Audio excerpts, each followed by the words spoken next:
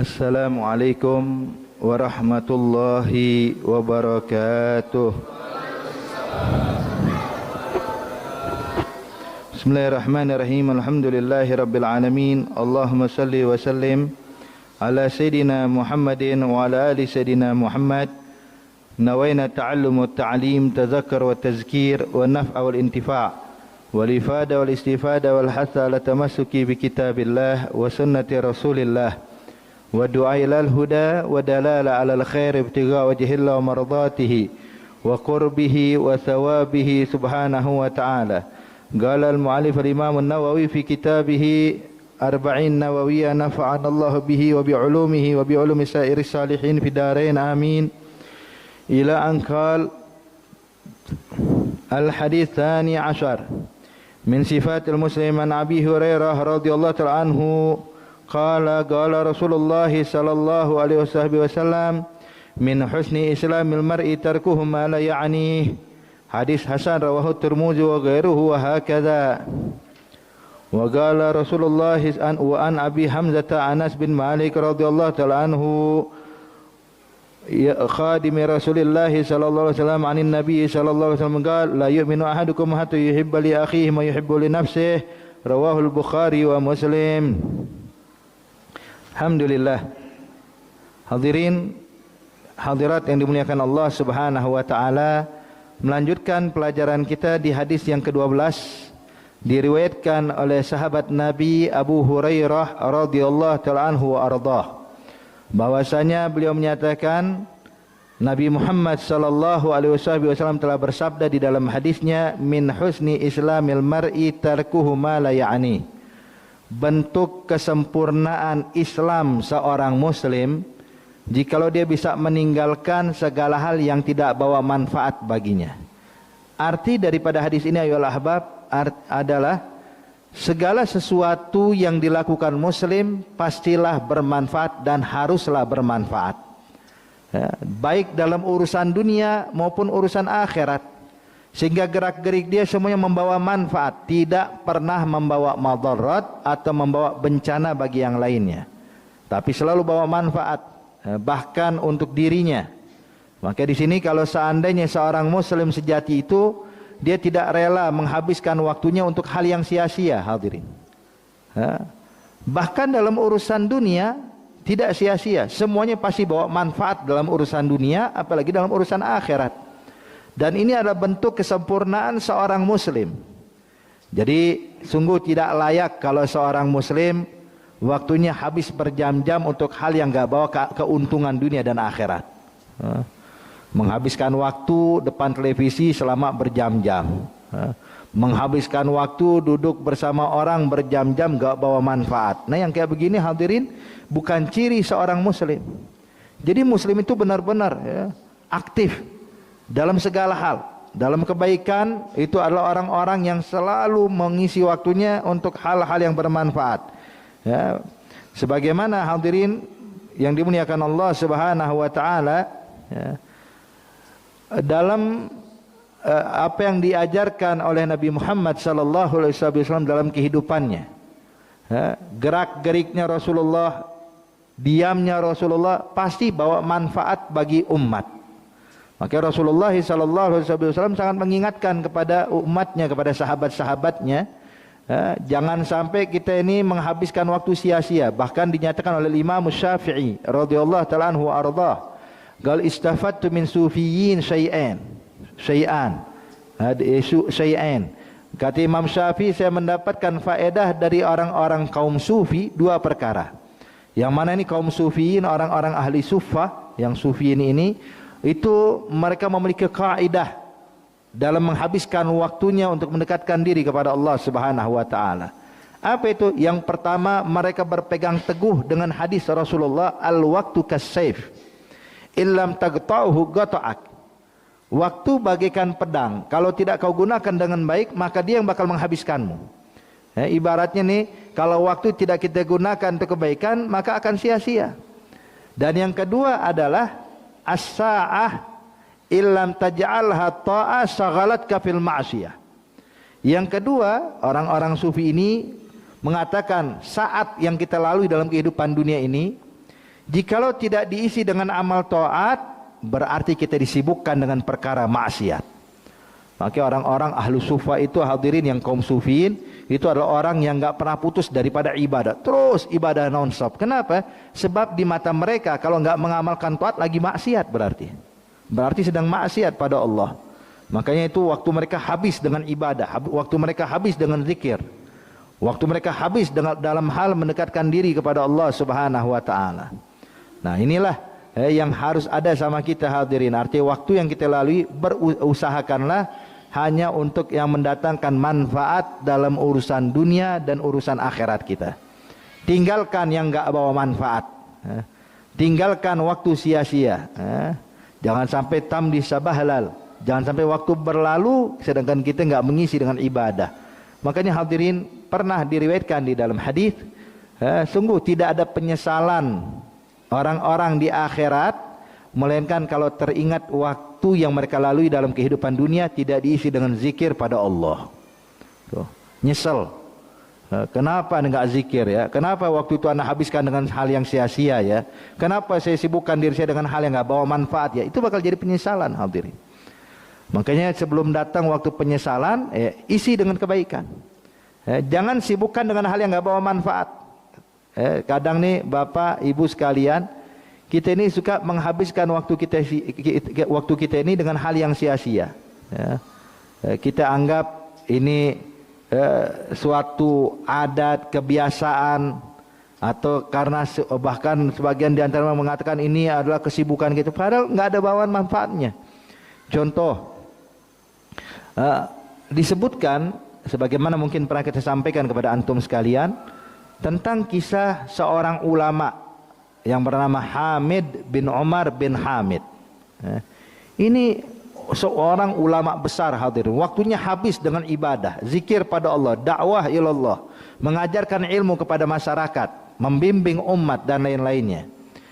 Dia imam masjid, yang mana itu orang dari berbagai macam tempat datang untuk bisa sholat di belakang Al-Imam Hamid bin Umar bin Hamid di kota Tarim di Hadramaut sana. Orang yang soleh, artinya murid-murid beliau bukan hanya orang kampungnya, dari luar kampung pun datang tiap hari untuk bisa sholat di belakang beliau dan untuk bisa mendengarkan nasihat-nasihat beliau. Jadi sekali waktu, hadirin, pernah ketika sedang memimpin sholat, di dalam kitab disebutkan ketika Imam Hamid bin Umar bin Hamid sedang memimpin sholat, maka terdengarlah kegaduhan di luar masjid. Gaduh, berisik. Ternyata ada orang, ada dua kelompok yang saling bertikai depan pintu masjid, saling bunuh satu dengan yang lainnya, hadirin. Sehingga kekhusyuan jamaah terganggu. Para jamaah terganggu. Ini lagi sholat, dengar kegaduhan di luar ya. Kita jangankan orang ribut, hadirin, suara piring jatuh deh kita bingung semua dalam sholat ya. Udah penasaran nih siapa yang menjatuhkan, di mana jatuhnya. Nah, ini Imam Hamid bin Umar salat dengan khusyuknya, ibadah dengan khusyuknya. Cuman jamaah yang tidak bisa sekhusyuk Imam Hamid bin Umar terganggu, sehingga selepas salam daripada salat sebagian jamaah bangun, Pak, keluar dari masjid pengen tahu ada apa sih gaduh-gaduh di luar masjid. Ketika keluar dari masjid, subhanallah, ternyata ada dua kelompok yang bertikai dan ada satu korban tergeletak depan pintu masjid. Satu korban meninggal dunia tergeletak depan pintu masjid. Tambah heboh lagi.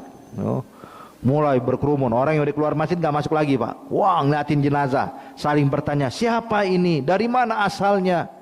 Semua ngasih komentar, hadir. Ini jangan-jangan dibunuh di sini, ini jangan-jangan begini dan begitu ya. Panjang lebar walhasil. Sehingga akhirnya orang dari masjid sedikit demi sedikit keluar, sedikit, makin rame sampai masjid kosong, di luar masjid penuh, depan pintu masjid. Sehingga tertinggal dalam masjid cuma Hamid bin Umar, asik dengan zikirnya, asik dengan ibadahnya. Itu orang-orang tuh berdiri mengelilingi jenazah, mengelilingi mayit ini yang meninggal ini. Gak lama Hamid bin Umar kelar dari sholat sunnahnya, pengen pulang. Maka ketika Hamid bin Umar pengen keluar dari masjid, semua orang yang tadinya mengoceh, ngelihat Imam Hamid bin Umar mau keluar, semuanya diam, karena haibah wibawanya Hamid bin Umar ini. Dan mereka pun membuka jalan sengaja mengarahkan Imam Hamid biar ngeliat jenazah nih, ngeliat mayit ini. Bergeser. Hamid bin Umar bin Hamid begitu keluar dari masjid, ngelihat ada satu korban tergeletak depan pintu masjid, cuman dilihat, habis ini jalan. Berjalan pulang ke rumah. Sampai orang pada protes, bilang, ini Hamid bin Umar gimana sih? Ini kan masjid, ini kan tanggung jawab dia. Ini ada korban depan pintu masjid, kok wala kasih komentar, wala kasih ucapan. Cuman dia mandang jenazah, jalan.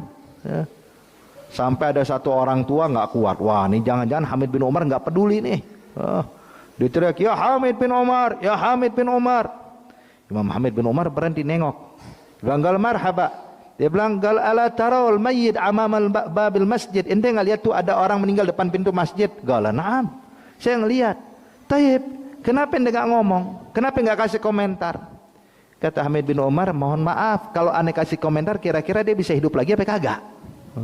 Ya enggak lah, orang dia meninggal nggak mungkin bisa hidup lagi. Taib, kalau aneh kasih komentar, kira-kira pembunuhnya ketahuan apa kagak? Ya enggak lah Hamid bin Umar. Terus buat apa aneh kasih komentar? Aneh ucapkan kalimat sesuatu nggak bawa manfaat.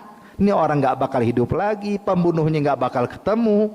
Biar ada orang yang mengurus, dia yang bertanggung jawab. Kita cukup laporkan aja, ini ada orang, ada korban terbunuh depan pintu masjid, tolong diurus. Biar orang yang ngurus, bukan saya imam masjid, bukan polisi, bukan orang dari pihak rumah sakit. Biar orang-orang sana yang ngurus katanya. Saya lihat, coba kalau gitu ya Pak, ini harga cabai naik, yang rame kita ya. Wah, kalau nongkrong nih cabai naik, minyak naik, itu naik, semuanya naik. Masya Allah. Padahal komentar kita Pak nggak bawa perubahan. Omongan kita nih, ngobrolnya kita satu dengan yang lain nggak nurunin harga cabai, nggak nurunin harga minyak, nggak bakal berubah apapun hadirin. Akhirnya apa? Kita hanya menghabiskan waktu untuk hal yang sia-sia. Coba kalau diisi dengan zikir, coba kalau diisi dengan baca Quran, manfaat. Bakal mendapatkan pahala dari Allah. Tapi kalau udah sibuk dengan hal-hal yang bukan ibadah, sibuk mengomentari ini dan mengomentari itu, bukannya dapat pahala, malah dapat dosa hadirin. Beb, kok bisa dapat dosa? Iya, ujung-ujungnya bakal gosip.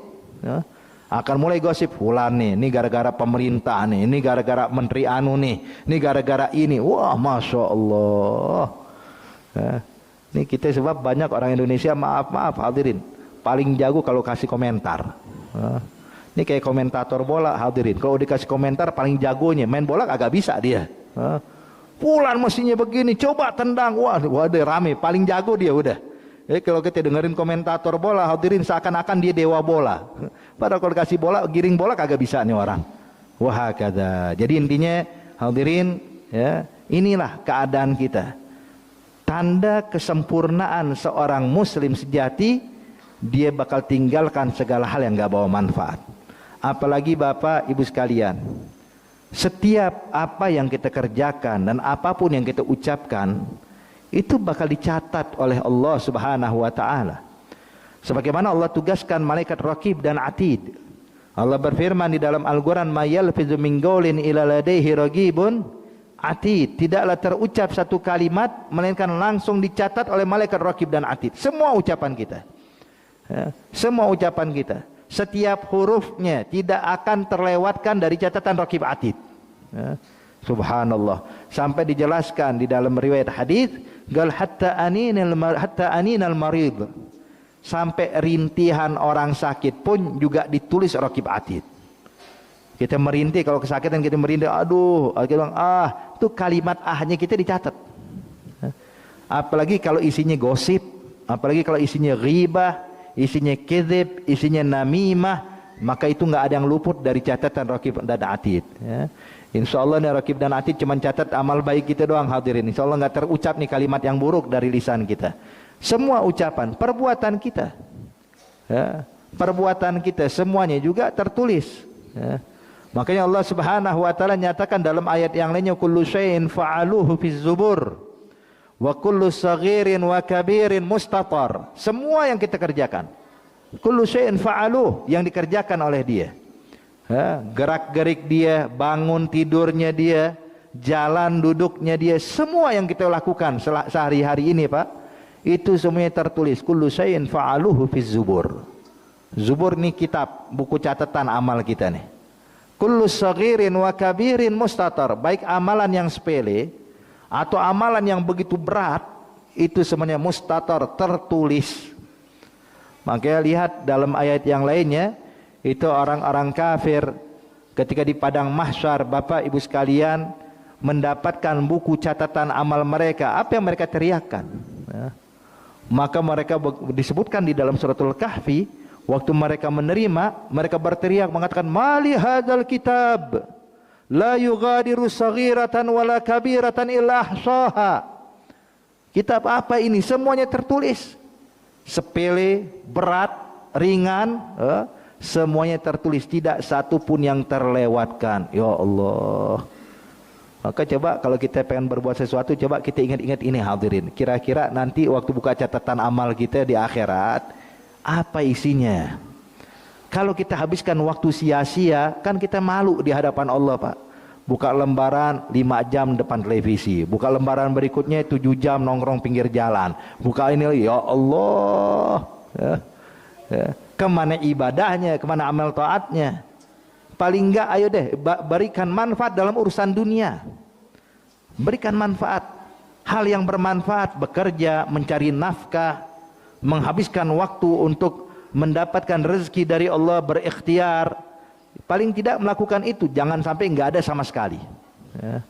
Sebab memang hadirin, orang-orang yang bermaksiat kepada Allah ini adalah orang yang enggak bisa menggunakan waktu sebagaimana mestinya. Bingung. Jadi kalau kita lihat Bapak Ibu sekalian, orang yang sibuk dengan ibadah, sibuk dengan kegiatan aktivitas, maka nilai maksiatnya bakal berkurang. Bakal berkurang. Kenapa? Dia sibuk dengan sesuatu yang besar di mata dia. Tapi kalau orang yang tidak punya kesibukan, nah ini yang bakal sering maksiat. Kenapa? Bingung menghabiskan waktunya buat apa? Akhirnya kedorong dengan hawa nafsu, terbisikkan oleh bisikan syaitan, kebawa dengan ajakan orang-orang yang mengajak dia menyimpang dari ajaran Allah, maka tinggallah dia melakukan maksiat siang dan malam. Hadirin, makanya dinyatakan oleh Imam Al-Ghazali radhiyallahu ta'ala anhu wa ardhah, dia menyatakan bahwa nafas kita atau waktu yang kita miliki ini itu benar-benar kamal jauhar, bagaikan mutiara, kata Imam Ghazali. La qimata laha. Mutiara yang tidak ternilai harganya, sangat mahal. Kalau sudah lepas, hilang udah. Hilang. Makanya kalau seandainya kita sibuk dengan hal-hal yang membuat kita jauh dari Allah, cuman kerugian. Ibaratnya mutiara kita buang begitu aja. Kita diberikan mutiara banyak, cuman kita habiskan untuk hal yang tidak ada gunanya. Mestinya kita punya uang, ibaratnya Bapak Ibu sekalian, kalau gambaran yang mudah aja, kalau Ibu dan Bapak punya duit 1 miliar, 1 miliar, coba habiskan dalam waktu sekian lama, maka lihat orang yang sibuk untuk kebaikan hal ini, ibaratnya uang tersebut bakal dibelikan untuk hal-hal yang bermanfaat bagi dia, yang bermanfaat dibeli, menguntungkan dia, membuat kebahagiaan buat dia. Tapi orang yang yang tidak tahu fungsi daripada waktu, ini ibaratnya punya duit 1 miliar cuman dibuang ke laut. Buang ke laut sedikit, lama-lama habis, begitu habis mana hasilnya? Nggak ada. Tapi kalau dia belanjakan dengan yang bermanfaat, begitu habis uang 1 miliar, dia punya ini, punya itu, segala macam. Nah, yang dibelanjakan itu amalan hadirin. Uang 1 miliar itu adalah waktu yang diberikan Allah buat kita. Nah, kalau seandainya kita buang ke laut, apa yang kita dapatkan? Duitnya habis, tidak ada manfaat sama sekali. Dan yang lebih buruk lagi hadirin, kalau punya duit 1 miliar, malah digunain buat main judi, buat hal yang haram. Itu duitnya habis, hutangnya numpuk. Makanya nih perumpamaan yang harus kita bisa pahami hadirin. Taib.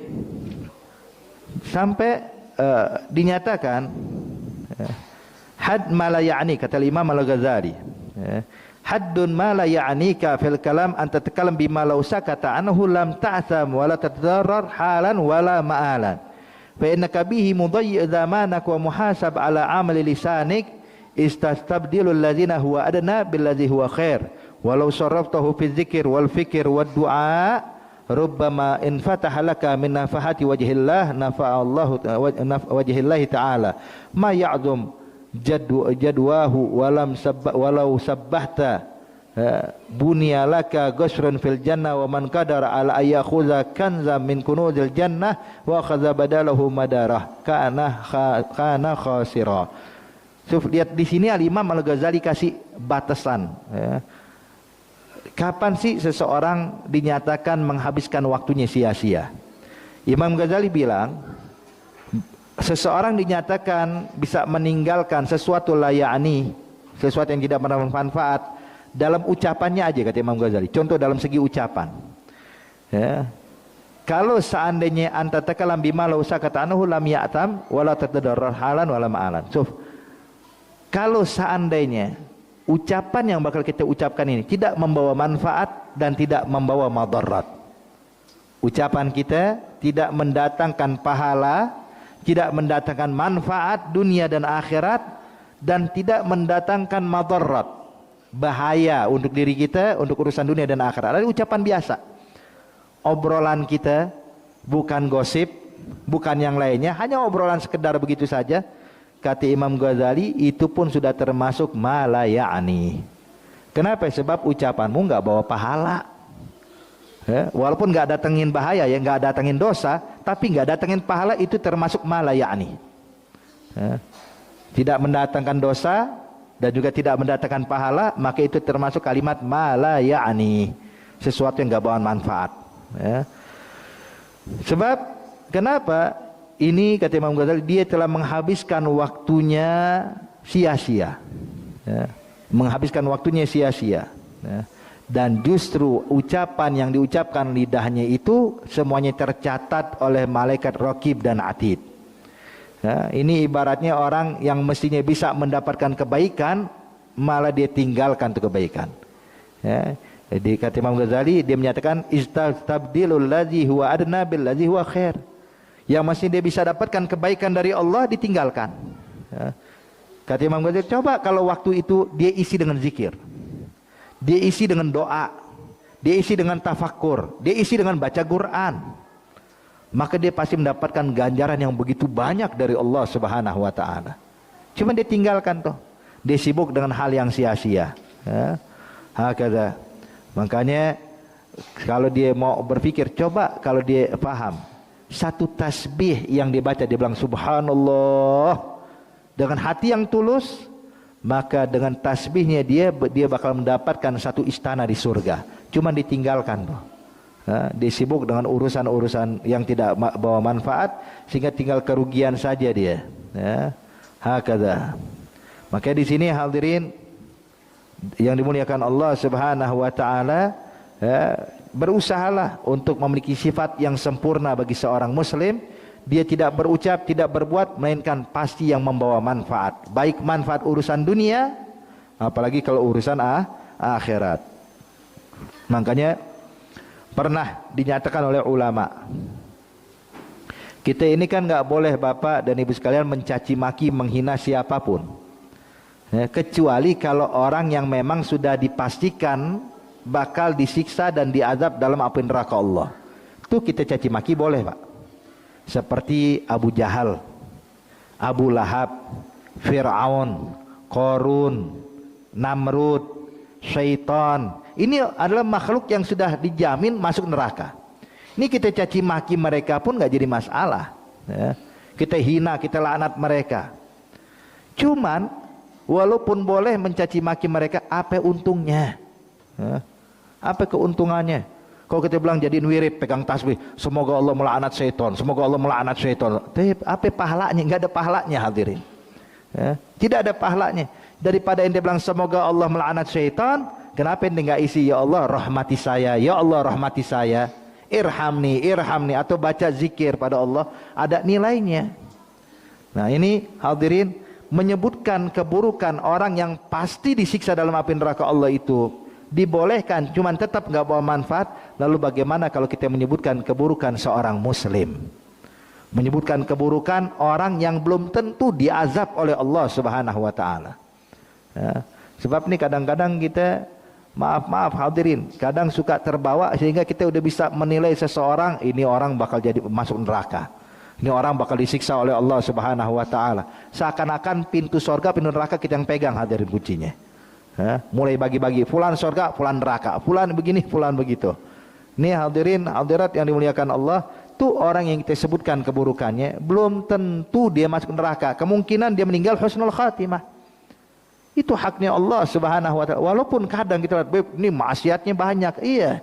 Cuman ketahuilah hadirin, as-sa'adah was-syaqawah, ya, kesuksesan atau kebahagiaan seseorang, kedudukan yang tinggi di seseorang itu bukan dinilai saat dia masih hidup.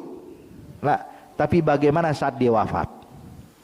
Kalau dia wafat bertaubat kepada Allah, kembali kepada Allah Subhanahu wa taala, maka dia termasuk ahlus sa'adah, orang yang bakal bahagia nanti di akhirat.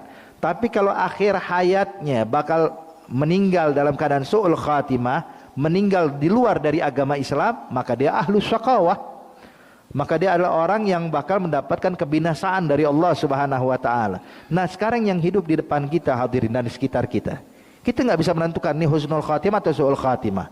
Sebagaimana kita nggak bisa menilai seseorang, kita pun juga belum tahu keadaan kita saat meninggal dunia. Saya ini husnul khatimah apa su'ul khatimah. Makanya di sini jangan pernah menyibukkan diri kita untuk mencaci, menghina, menyebutkan keburukan orang lain, sebab itu bakal merugikan kita di hadapan Allah Subhanahu wa taala. Hakadha. Baik, kemudian hadis berikutnya Nabi menyatakan, diriwayatkan oleh Abi Hamzah Anas bin Malik radhiyallahu taala anhu ardhah, yang mana Anas bin Malik ini adalah khadimnya Rasulullah, pembantunya Nabi Muhammad. Jadi dikisahkan hadirin, ketika Rasulullah masuk kota Madinah saat hijrah ke kota Madinah Al-Munawwarah, itu wanita-wanita di Madinah sana karena senang akan kedatangan Rasulullah tinggal di Madinah, maka kaum wanitanya Pak memberikan hadiah buat Nabi Muhammad. Itu wanita muslimat yang ada di sana, kaum Ansar. Mereka kalau punya harta langsung ngasih hadiah buat Nabi. Ada yang ngasih makanan, ngasih pakaian, ngasih perhiasan buat Rasulullah sebagai hadiah tanda kebahagiaan kalau Nabi Muhammad tinggal di Madinah. Tinggal ibundanya Anas bin Malik, Ummu Sulaim. Ummu Sulaim miskin, seorang janda hadirin, dia tidak punya harta. Maka dia datang berjumpa kepada Nabi Muhammad. Dan Ummu Sulaim ini masih keluarganya Rasulullah, masih ada hubungan mahramiyah dengan Rasulullah dari segi susuan. Makanya Ummu Sulaim bisa berjumpa langsung dengan Nabi Muhammad, bertatap muka. Bahkan diriwayatkan dia yang mengumpulkan keringatnya Rasulullah. Hadza Ummu Sulaim. Jadi Ummu Sulaim datang kepada Nabi Muhammad, bilang, "Ya Rasulullah, wanita-wanita Ansar datang kemari membawa hadiah. Ada memberikan kau makanan, memberikan kau pakaian. Terus terang ya Nabi Muhammad, saya juga pengen ngasih hadiah, cuman saya nggak punya harta. Yang saya punya cuman anak saya nih, Anas bin Malik ya Rasulullah. Maka ya Nabi, ini putra saya hadiahkan buat engkau." Tujuannya apa? Biar khidmah deh. Ente suruh apa-apa, suruh aja Anas. Jadi bisa membantu urusan-urusan engkau ya Rasulullah. Pokoknya saya pengen hadiahkan putra saya, tolong diterima ya Rasulullah. Sama Nabi Muhammad diterima. Gal marhaba, ane terima, ini Anas bin Malik. Udah tinggal bersama Rasulullah Pak selama 10 tahun. Sebab Nabi tinggal di Madinah tuh setelah hijrah, dakwanya Nabi cuma 10 tahun. Setelah itu wafat Rasulullah. Itu Anas bin Malik bilang, khadamtu Rasulullah 10 sanawat. Saya berkhidmah kepada Nabi Muhammad selama 10 tahun. Dari usia 10 sampai usia 20 tahun. Dia saat dititipkan tuh usianya 10 tahun. Dan terus terang selama 10 tahun Anda berkhidmah kepada Nabi Muhammad, saya nggak pernah dapatkan Nabi ngomelin saya. Tidak pernah marah, mengangkat suara mengatakan pada saya, "Kenapa kau lakukan ini atas apa yang saya lakukan?" Atau Nabi mengatakan, "Kenapa kau tidak kerjakan ini atas apa yang aku tinggalkan?" Khalas. Arti aneh khidmah, membantu Rasulullah, nggak pernah aneh dapatin Nabi ngomelin saya. Pernah sekali waktu Bapak Anas bin Malik pernah diperintahkan sama Nabi untuk membeli sesuatu di pasar. Dikasih duit, berangkat ya Anas, belikan keperluan rumah. Maka Anas bin Malik bawa uang dari Rasulullah keluar, Pak, Bu. menuju pasar. Ternyata ketika jalan menuju pasar, dia lihat teman-temannya sedang main. Karena masih kecil, Anas bin Malik ikut main sama kawanannya. Lari ke sana, lari ke sini, lupa dengan tugas yang diperintahkan Rasulullah.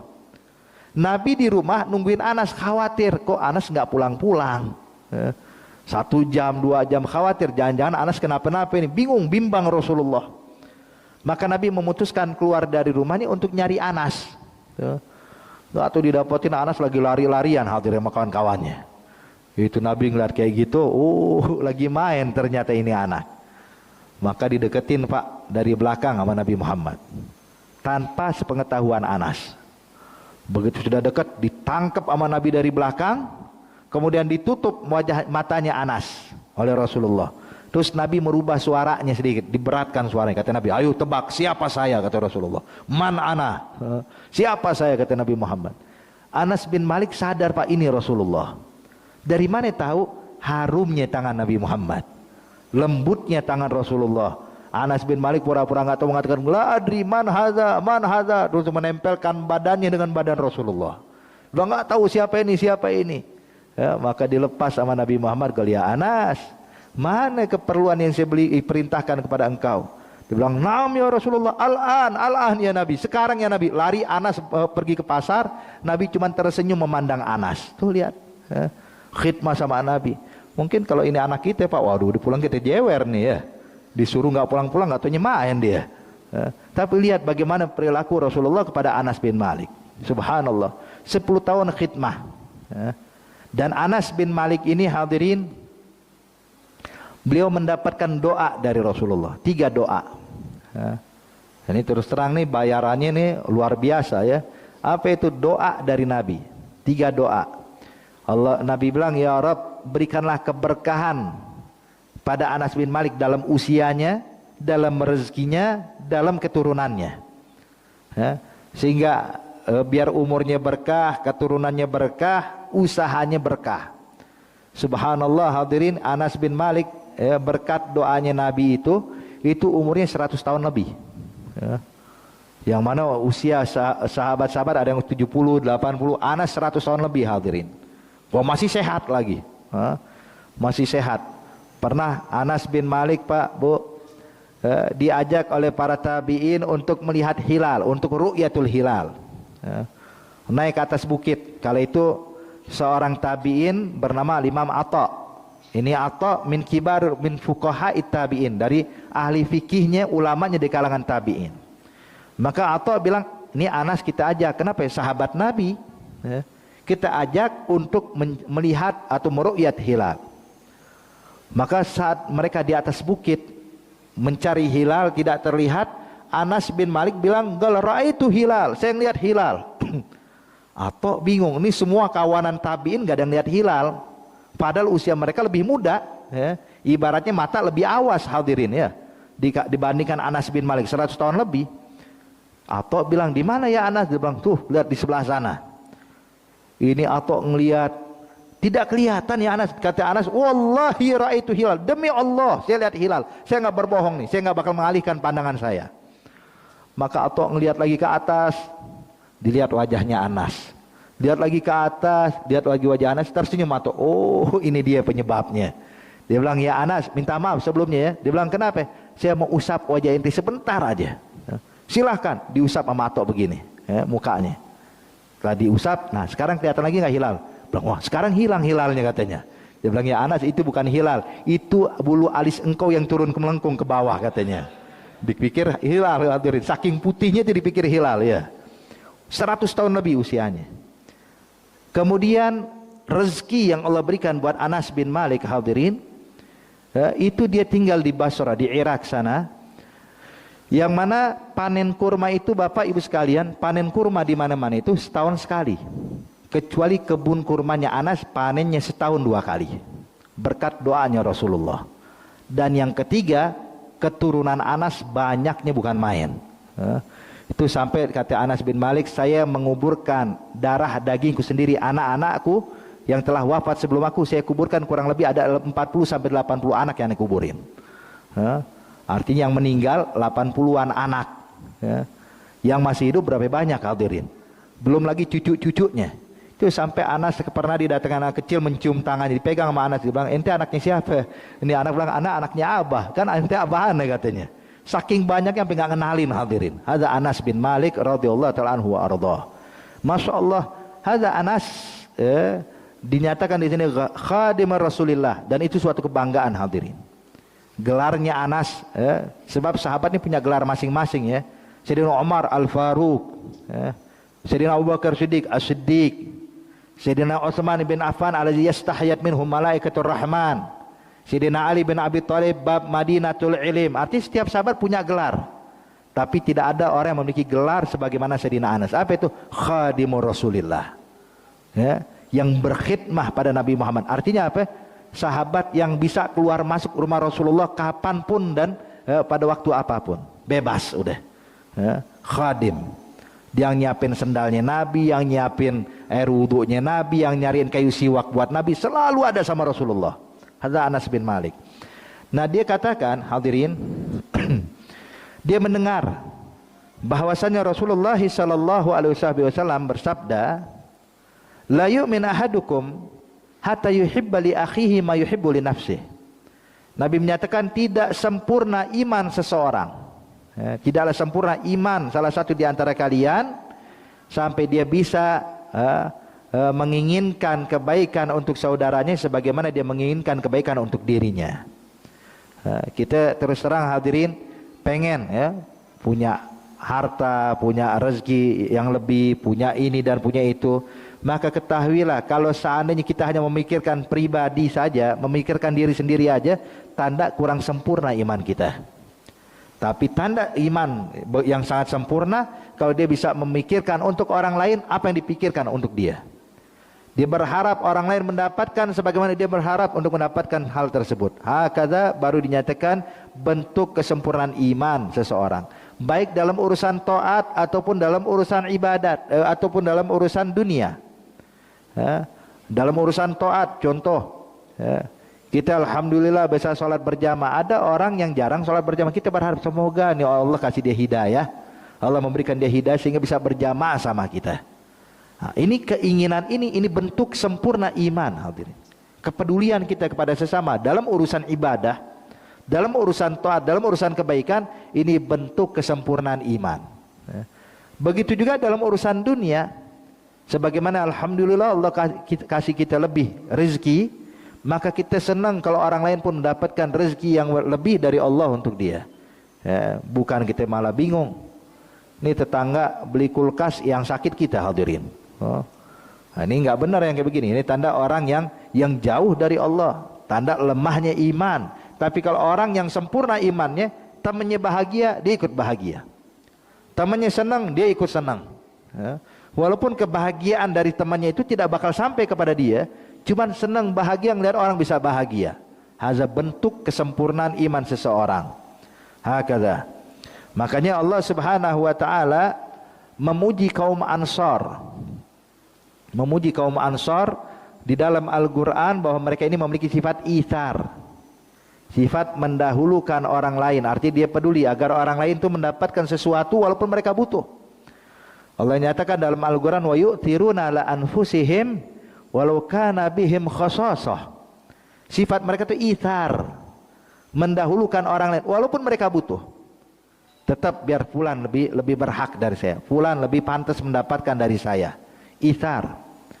Bahkan hebatnya lagi hadirin para sahabat-sahabat Nabi, itu isarnya bukan hanya dalam urusan dunia, bahkan dalam urusan nyawa. Sebagaimana pernah terjadi dalam perang Badar atau perang Uhud, ada salah satu sahabat terluka parah ketika berperang, sehingga sahabat yang terluka parah itu dikeluarkan dari medan perang untuk mendapatkan perawatan.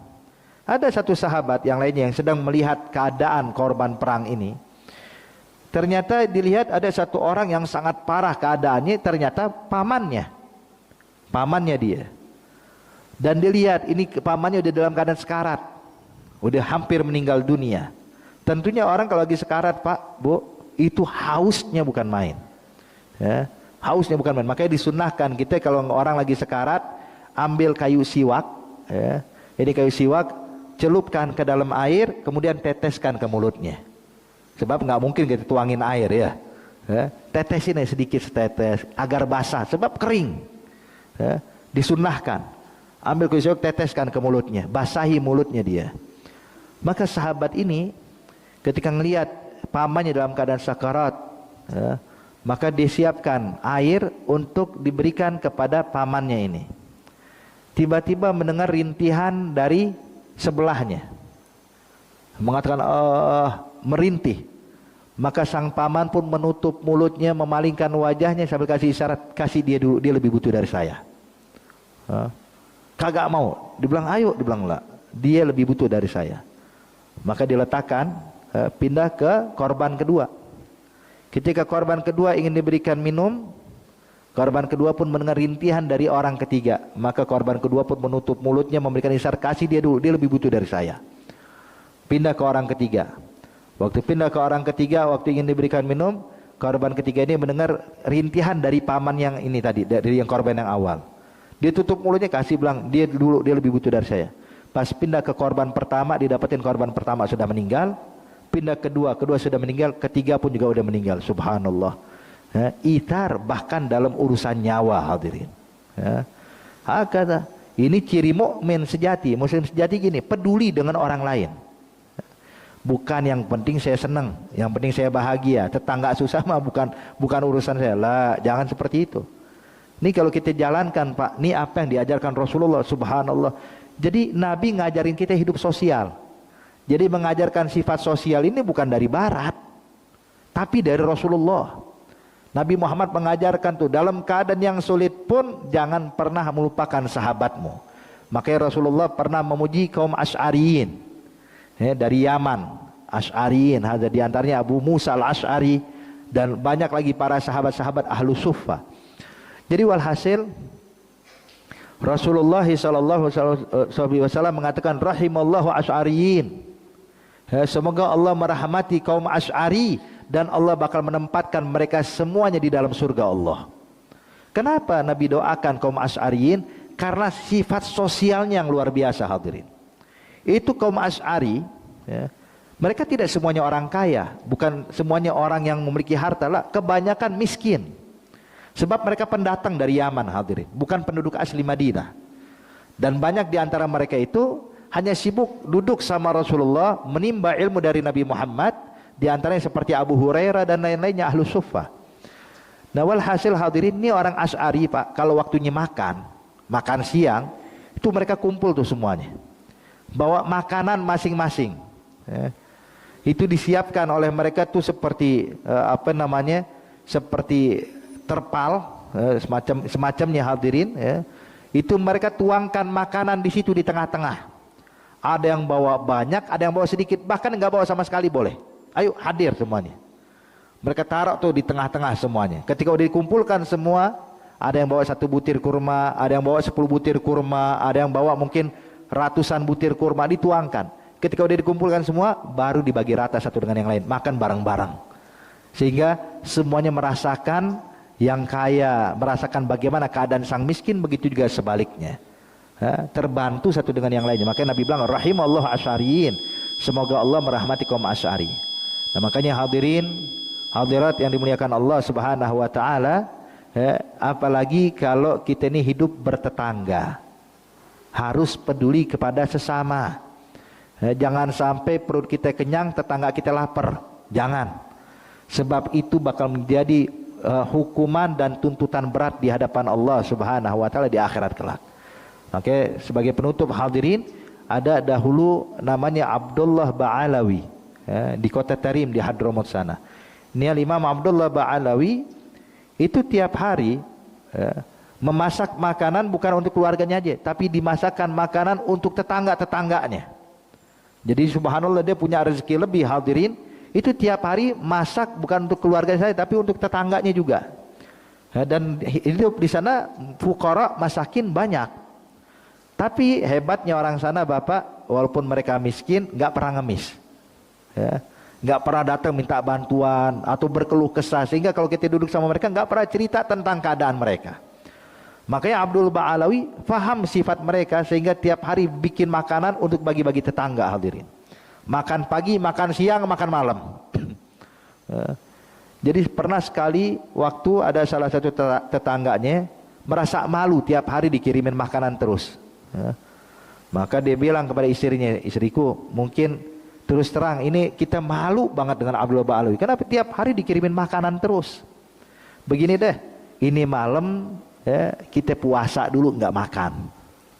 Gimana caranya? Bilang itu nanti ente taruh panci isi air, taruh batu di dalamnya, biarkan mengebul, mendidih, sehingga biar Abdul Ba'alawi nyangka kalau kita lagi masak. Lagi kalau ada batu di dalamnya kan mungkin bergoyang ya, bunyi itu panci ya. Maka akhirnya ketika malam hari Abdul Ba'alawi nyuruh pembantunya ini bawakan makanan ke rumah tetangga kita. Pas lihat dapurnya ngebul hadirin. Terus terdengar suara air mendidih dan suara goyang ada sesuatu di dalam panci. Maka ini pembantu balik ke Imam Abdul Ba'alawi, ya Abdul Ba'alawi, so fulan bin fulan kayaknya lagi masak. Oh kalau gitu jangan kasih ke yang lain aja. Kenapa? Khawatir dia lagi masak, datang makanan kita, dia kagak enak, akhirnya makanan gak dimakan, makanan kita yang dimakan. Udah kasih buat orang lain yang membutuhkan. Dioper makanan ke tempat lain. Itu malam pada puasa nih keluarga.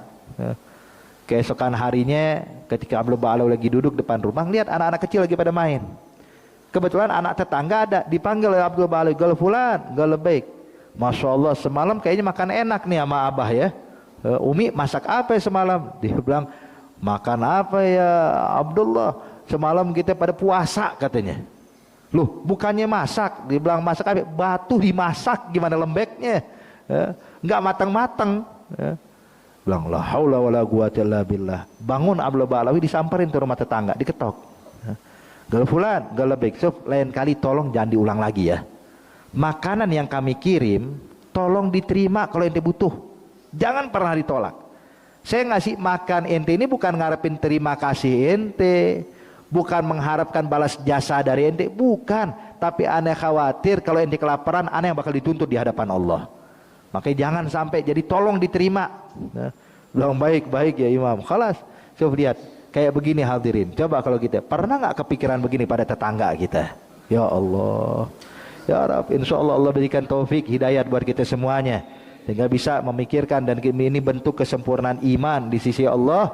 Allah bimbing kita ke jalan yang diridainya, amin ya rabbal alamin. Al-Fatihah bil qabul wa tamam ma'mul ala hadhihi wa kullu niyatin salihah wa ila hadratin nabi Muhammadin sallallahu alaihi wasallam. Al-Fatihah. Bismillahirrahmanirrahim. Alhamdulillahirabbil alamin arrahmanirrahim maliki yaumiddin iyyaka na'budu wa iyyaka nasta'in ihdinas siratal mustaqim siratal ladzina an'amta alaihim. Rabbana taqabbal minna innaka antas samiul alim, tub alaina innaka antat tawwabur rahim. Doa fiha subhanakallahumma tahiyyatuhum fiha salam wa akhiru da'wahum alhamdulillahi rabbil alamin. Wassalamu alaikum warahmatullahi wabarakatuh.